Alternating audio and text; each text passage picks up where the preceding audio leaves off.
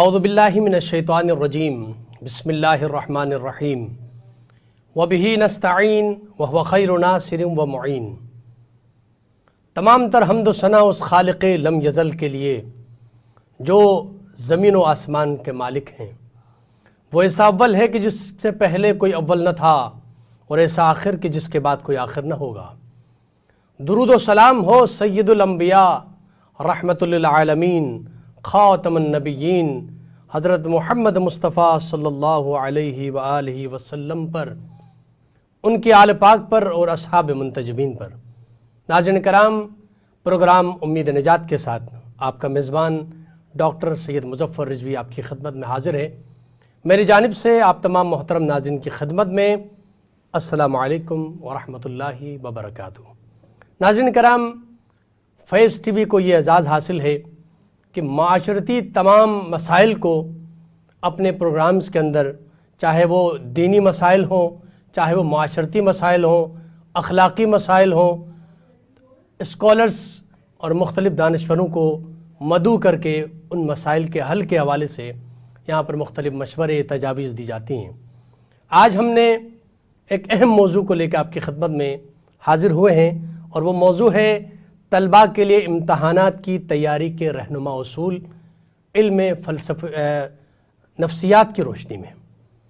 ناظرین کرام، یہ دنیا امتحان گاہ ہے۔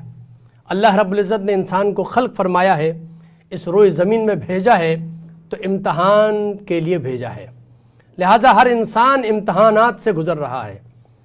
لیکن اس امتحان کا تذکرہ کر رہے ہیں جو آج کل ہمارے پورے ملک میں ہر طرف امتحانات کا سلسلہ جاری ہے۔ کہیں پر امتحانات شروع ہو چکے ہیں اور کہیں پہ امتحانات ہونے جا رہے ہیں۔ طلباء اس حوالے سے بہت پریشان ہیں، ذہنی دباؤ کا شکار ہیں، اور یہ پریشانی کے عالم میں سوچتے ہیں کہ ہم تیاری کیسے کریں، اور حال ہی میں چونکہ حالات ایسے ہیں ہمارے ملک کے، پوری دنیا کے، کرونا کی وجہ سے، تو اس وجہ سے طلباء جو ہے وہ صحیح سے پڑھ بھی نہیں پائے ہیں۔ تو اب اس پریشانی سے نکالنے کے لیے، ان کو بہترین انداز میں امتحانات کی تیاری کے لیے علم نفسیات کی روشنی میں کیا تجاویز ہو سکتی ہیں، کیا رہنما اصول ہو سکتے ہیں، آج ہم اس پروگرام میں پیش کریں گے۔ اور میں آج جس مہمان کو ہم نے اپنے اسٹوڈیو میں مدعو کیا ہے ان کا تعارف آپ کے سامنے پیش کروں گا۔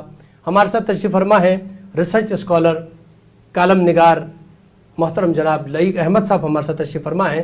السلام علیکم ورحمۃ اللہ وبرکاتہ۔ وعلیکم السلام ورحمۃ اللہ وبرکاتہ۔ بہت شکریہ ہمارے پروگرام میں تشریف لائیں۔ سر آپ کا شکریہ۔ اور باقاعدہ ہم سلسلے گفتگو کا آغاز کرتے ہیں، اور سب سے پہلے آپ کی خدمت میں سوال رکھتا ہوں، پوری دنیا میں جو موجودہ امتحانی نظام بیشتر اداروں میں نافذ ہے، یہ کب رائج ہوا اور اس کے مقاصد کیا تھے؟ بسم اللہ الرحمن الرحیم۔ قدیم چین دنیا کی وہ پہلی ریاست تھی جس کے شاہی خاندان سوئی نے امتحانات لینے کا آغاز کیا تھا۔ بیسکلی جب یہ امتحانات لینے کا آغاز انہوں نے کیا تھا تو وہ مختلف حکومتی عہدیداروں کے لیے وہ امتحانات ہوتے تھے، ان میں بہترین تعیناتی لینے کے لیے۔ لیکن جو ہمیں آج پوری دنیا کے اندر امتحانات کا نظام نظر آتا ہے، چاہے وہ اسکولوں میں ہو، کالجز میں ہو، یونیورسٹیز میں ہو یا دیگر انسٹیٹیوشنز میں ہو، وہ سیمسٹر سسٹم ہو یا آپ کو اینول سسٹم نظر آتا ہے، یہ اصل میں صنعتی انقلاب کے بعد یہ اس کی ابتدا ہوئی، اور اس کا مقصد یہی تھا کہ طلباء جو پورا سال اپنے ٹاپک کو، اپنے سبجیکٹ کو پڑھتے ہیں تو وہ اس کو دہرا سکیں اور اس کے بہترین نتائج سامنے آ سکیں۔ ماہرین نفسیات نے بھی اس کو بڑا کارآمد بتایا ہے، اور وہ بتاتے ہیں کہ جب طلباء ان تمام اسباق کو دہراتے ہیں اور پیپر دیتے ہیں تو اس سے طلباء کو اس کی خامیاں اور خوبیاں بھی معلوم ہوتی ہیں، اور اس کے ساتھ ساتھ طلباء کی تحریری صلاحیتیں بھی نکھر کر سامنے آتی ہیں، اور وہ جو اسباق انہوں نے پورا سال پڑھے ہوتے ہیں وہ ان کے ذہن نشین بھی ہو جاتے ہیں۔ تو یہ بیسکلی اس کا مقصد تھا۔ اچھا، امتحان کی تیاری میں جو سب سے مشکل مرحلہ ہے وہ اسباق کو یاد کرنا ہے۔ اس کو یاد کرنے کے لیے مختلف طریقے بچے استعمال کرتے ہیں، کوئی رٹا لگا رہا ہوتا ہے، کوئی کسی اور طریقے کا استعمال کرتا ہے۔ علم نفسیات کی روشنی میں آپ کیا رہنما اصول بیان کرنا چاہیں گے؟ جی، میں اس پہ سوال پہ تھوڑا تفصیلی بات کرنا چاہوں گا، اس پہ 4-5 پوائنٹس میں شیئر کرنا چاہوں گا۔ پہلی بات جو میں اس حوالے سے پیش کرنا چاہتا ہوں وہ یہ ہے کہ جیسے آپ موبائل دیکھتے ہیں، اس کی ایک انٹرنل سٹوریج ہے اور ایک اس کی ایکسٹرنل سٹوریج ہے۔ بالکل اسی طریقے سے دماغ کی بھی ایک شارٹ ٹائم میموری ہے، ایک لانگ ٹائم میموری ہے۔ شارٹ ٹائم جو میموری ہے اس کے اندر ایسی چیزیں آتی ہیں جو زیادہ اہمیت نہیں رکھتی، جو زیادہ یونیک نہیں ہوتی. مثال کے طور پر آپ باہر جاتے ہیں، باہر جاتے ہوئے آپ نے ایک گاڑی دیکھی جو لال کلر کی تھی، وہ آپ کی شارٹ ٹائم میموری میں چلی گئی، لیکن آپ 2-3 دن بعد آپ کو یاد بھی نہیں ہوگا کہ آپ نے اس کلر کی کوئی گاڑی دیکھی ہے. لیکن بعض چیزیں ایسی ہوتی ہیں جو بہت یونیک ہوتی ہیں، آپ کے دماغ کو ٹچ کرتی ہیں، اور وہ لمحات آپ کے دماغ میں کہیں محفوظ ہو جاتے ہیں، اور وہ آپ کے لانگ ٹائم میموری میں وہ چیز سیو ہو جاتی ہے. فار ایگزامپل اس کی میں دینا چاہوں تو جیسے جو بندہ حج کر کے آتا ہے تو وہ اس کے جو واقعات ہوتے ہیں، وہ جو لمحات ہوتے ہیں، وہ اس کی لانگ ٹائم میموری میں چلے جاتے ہیں اور اس کو بیان کرتا ہے. یہ ہوتا کب ہے؟ اور یہی طلباء کے لیے بہت اہم ہے، جب وہ پیپر یاد کرنے لگیں، پیپر کی تیاری کرنے لگیں، تو اس بات کو سمجھیں کہ وہ لانگ ٹرم میں اس کو سیو کرنا ہے یا کیسے سیو ہوگا.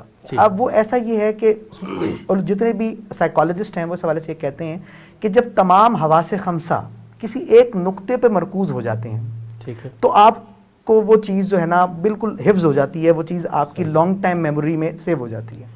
اب یہ ہوتا کیسے ہے؟ دیکھیں، جو عقل ہے وہ محتاج ہے حواس خمسہ کی، بے شک یہ اطلاع دیتی ہے. اچھا، حواس خمسہ خود فیصلہ نہیں کر سکتے. مثال کے طور پر آنکھ کا کام یہ ہے کہ اس نے مووی بنانی ہے، اس نے پکچرز لینی ہے اور دماغ کو بھیج دینی ہے. یہ بڑی جلدی سے بھیجتا ہے، بندے کو پتہ نہیں چلتا. عقل یہ فیصلہ کرتی ہے یہ نظارہ خوبصورت ہے یا بدصورت ہے. کان کا کام یہ ہے ساؤنڈ ریکارڈ کرنا اور فوراً سے عقل کو بھیج دینا. عقل یہ فیصلہ کرتی ہے کہ یہ آواز جو ہے وہ سریلی ہے یا نہیں ہے، یا اس کی آواز کیسی ہے. یعنی ہاتھ جو ہے وہ میجرمنٹ لے کے عقل کو بھیج دیتے ہیں، وہ پھر فیصلہ کر سکیں نرم ہے یا گرم ہے، یہ تمام چیزیں ہوتی ہیں. تو جب ایسا ہوتا ہے کہ جو ہمارے حواس خمسہ ہیں یہ دماغ کو اطلاعات دیتے ہیں. جب ہم خاموشی سے کوئی چیز یاد کر رہے ہوتے ہیں تو صرف ہماری ایک آنکھ جو ہے وہ دماغ کو اطلاع دے رہی ہوتی ہے، اور اس کی وجہ سے وہ چیز ہماری لانگ ٹائم میموری میں نہیں جاتی. لیکن جب ہم تمام حواس خمسہ کو یوز کرتے ہیں تو وہ ہر حواس خمسہ دماغ کو یہ اطلاع دے رہا ہوتا ہے کہ آپ کوئی ایکٹیویٹی کر رہے ہیں.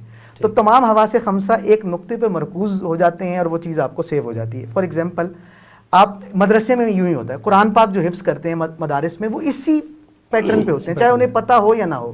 یعنی آپ دیکھیں وہ قرآن پاک جب پڑھ رہے ہوتے ہیں تو وہ زور زور سے پڑھتے ہیں، زور سے پڑھتے ہیں تو زبان جو ہے وہ حرکت میں آ رہی ہے، ٹھیک ہے، کانوں میں آواز آ رہی ہے تو وہ دماغ کو اطلاع دے رہے ہیں. اچھا، وہ قرآن پاک ہاتھ میں ہیں تو وہ اطلاع دے رہے ہیں، تو وہ تمام معاملات ہو رہے ہیں. تو تمام حواس خمسہ سے وہ اطلاع جو ہے وہاں پر پہنچتی ہے. تو اسی لیے کہا جاتا ہے کہ بول بول کر یاد کریں. آپ جب آپ بول بول کے یاد کرتے ہیں تو وہ کانوں میں بھی آواز جاتی ہے. اور اس کے لیے ایک اور چیز کہتے ہیں کہ یونیک بنا کر کسی چیز کو یاد کرنا. اور اس کے لیے کیا ہے کہ آپ ہائی لائٹر یوز کر لیں. یعنی جب آپ کوئی چیز یاد کر رہے ہیں تو آپ ہائی لائٹر اگر یوز کریں گے، کچھ جملوں کو ہائی لائٹر لگا دیں گے تو اس سے جو ہے نا وہ ایک بڑا اٹریکٹیو چیز رہتی ہے. فار ایگزامپل یونیک کرنا دماغ کو کیسے ہے؟ جیسے آپ کسی پارک میں جاتے ہیں تو ایک پارک میں سفید کلر کا کبوتر ہے یا پرندے بیٹھے ہوئے ہیں. کسی دن آپ نے دیکھا کہ نیلے کلر کا کبوتر بیٹھا ہوا ہے تو وہ آپ کو زیادہ یاد رہ جائے گا کیونکہ وہ تھوڑا سا یونیک تھا. تو اسی طریقے سے کہتے ہیں کہ آپ ہائی لائٹر یوز کریں جب آپ کچھ اپنے نوٹس تیار کر رہے ہیں تو پوائنٹس کو جو ہے ہائی لائٹ کر دیں.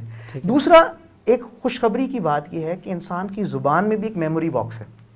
اچھا، جب آپ بول بول کر یاد کرتے ہیں تو اس کا نتیجہ کیا ہوتا ہے کہ جیسا کہ آپ پیپر جب دے رہے ہوتے ہیں. اچھا، یہاں پر مختصر سا بریک کا وقت ہوتا ہے. ناظرین کرام، ایک مختصر سا بریک لیتے ہیں. بریک کے بعد ہمارے آپ کی خدمت میں حاضر ہوتے ہیں. ہمارے ساتھ رہیے گا.